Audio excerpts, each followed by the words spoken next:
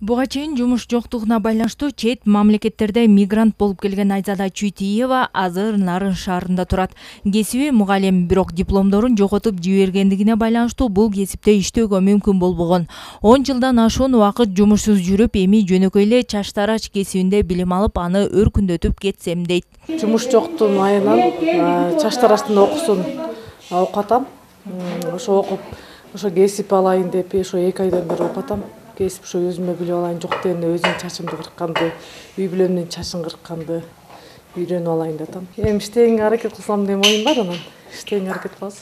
Сапа боюнча, колдонулушу боюнча, анан химиялык тутуму боюнча көмүртектүү, төмөнкү көмүртектүү, анан жогорку көмүртектүү болуп.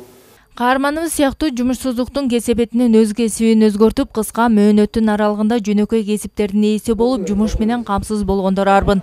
Алардын катарында 35 жаштагы Бакыт Айтбаев дагы бар. Учурда ширетүүчүлүктү үйрөнүп жаткан убагы. 3 айлык болот экен.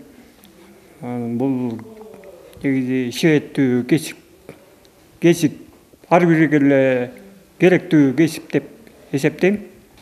Ошо келип ушуну окуу катары окуп билим алып жатабыз.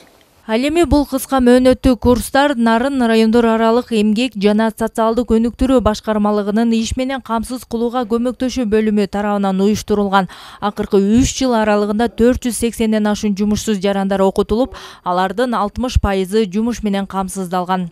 Баарынан жакшы болуп, үйрөнүп кеткем. Ошон үчүн бияка мени алып калышкан мурун. Азыр иштегениме болсо 1,5 жыл болуп калды. Окуудан чыккандан кийин бош убактымда келип иштеп, клиенттеримди алып, өзүмө жеткиликтүү акча таап кетем. Ошону менен катар аталган бөлүмдө жумуш издеп каттоодо турган жарандарга убактылуу акы төлөнүүчү жумуштарга тартуу аракеттери жүрөт. 2021 жылы 150дөн ашуун жаран убактылуу жумуш менен камсыздалган. Болуп аткан суроо талапка ылайыктап окутабыз кыска мөөнөттүк курстардан. Анан ошо курстардан кийин ошо алган кесиби боюнча жумушта бергенге жардамдашабыз да. Экинчи багытыбыз бул коомдук акы төлөнчү жумуш деп коебуз. Бул убактылуу жумуштарды түзүү болуп эсептелинет. Мен бүгүнкү күнгө карата ошол убактылуу жумушка биз ошо жалпысы 147 адам тартылган.